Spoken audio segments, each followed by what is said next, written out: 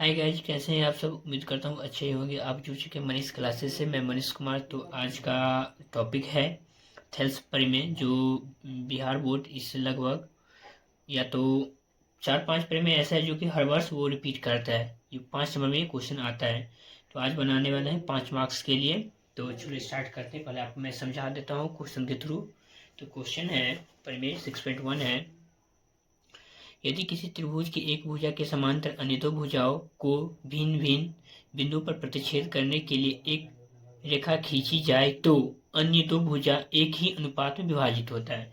यदि आपको थेल्स का परिमेय पहचानने में यदि कोई आपको दिक्कत होता है तो आपको देख लेना लास्ट लाइन क्या लिखा है, दो भुजा एक ही अनुपात में। इतना ही आपको याद करना है। यदि याद नहीं होता है तो आप इतना ही याद कीजिए, और जब वो पढ़ने के बाद पता चलेगा कि दो भुजा एक ही अनुपात में विभाजित होता है तो आप समझ जाइएगा वो थेल्स का परिमेय है। तो चलो आज सिद्ध करने वाले हैं। तो पहले नोट कर लिए थे, ये सब लिख लेते हैं। लिखेंगे एक त्रिभुज पहले बना लेना है। चलो एक त्रिभुज बना लेते हैं।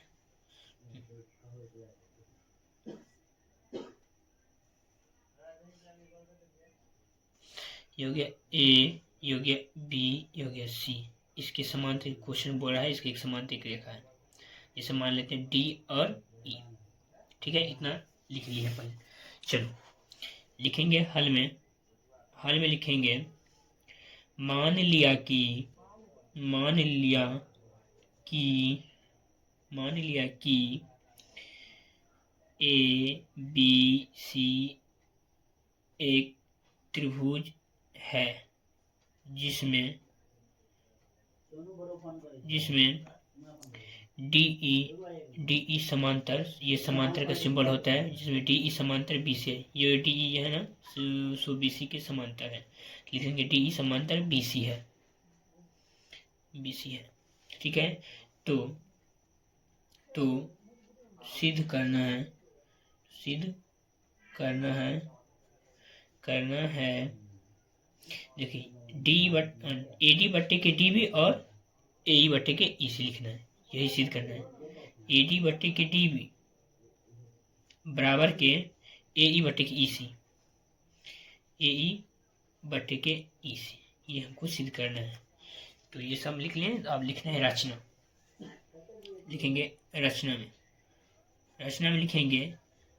रचना में लिखने से पहले आपको बता देते हैं। बिंदु डी से एक लंब खींचेंगे ए सी पर, और बिंदु ई से एक लंब खींचेंगे ए बी पर, ठीक है।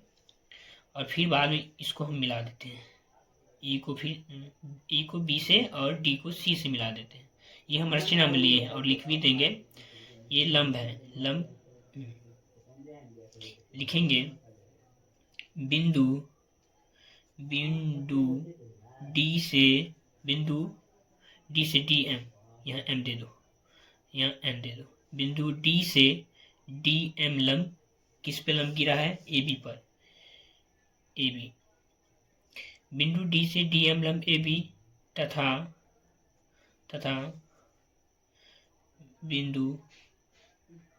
बिंदु ई से ई एन लंब किस पे खींचे, ई एन लंब किस पे गिरा है, ए बी पर। सॉरी, डी एम गिरा है जो ए सी पे गिरा है, और ई एन ए बी पे गिरा है। तो ये तो लिख दिए किस पर कौन लंब गिरा है। अब ये भी लिख देना है खींचे, लिख दें खींचे, और खींचे फिर लिखना है डी को ई से, डी को सी तथा ई को बी से ई को बी से मिला दिए। मिला दिए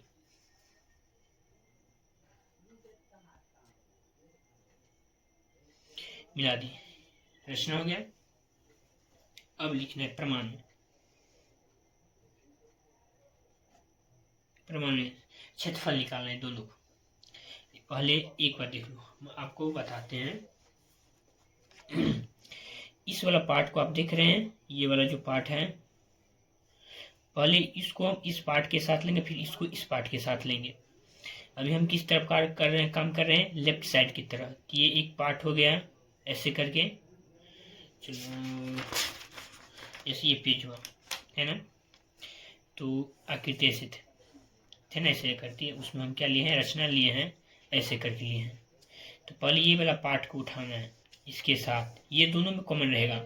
और जब RHS का बात करेंगे तो इस साइड वाला लेंगे। अभी हम LHS ये वाला बात पार्ट लेंगे, जिसमें देखो एक त्रिभुज ये बनेगा और एक त्रिभुज यहाँ से बनेगा, ठीक है।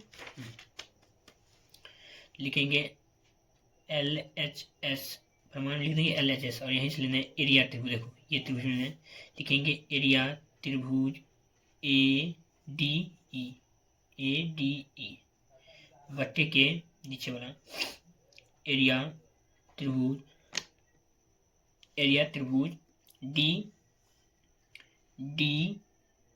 DBE।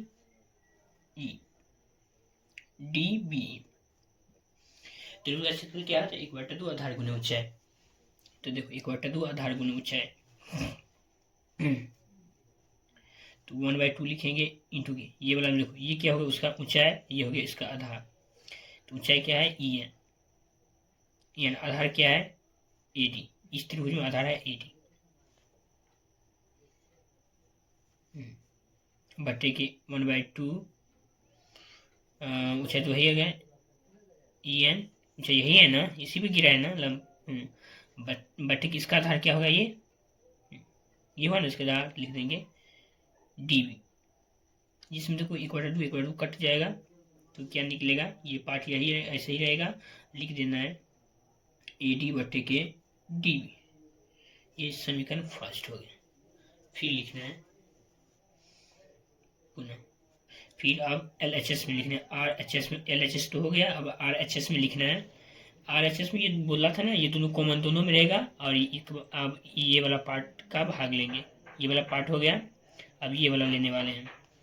तो चलो लिखेंगे एरिया त्रिभुज, ये दोनों में कॉमन रहेगा ADE बटे के एरिया त्रिभुज DCE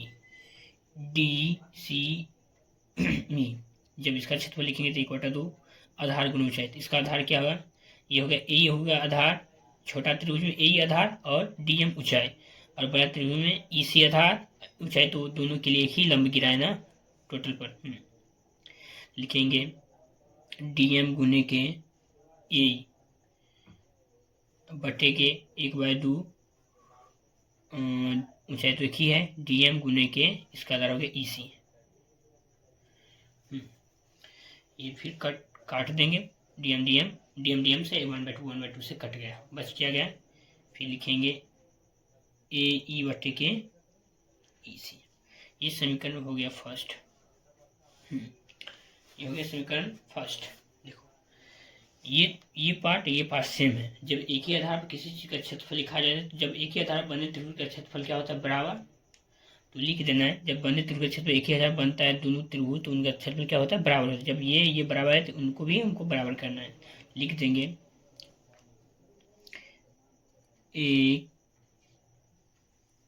एक ही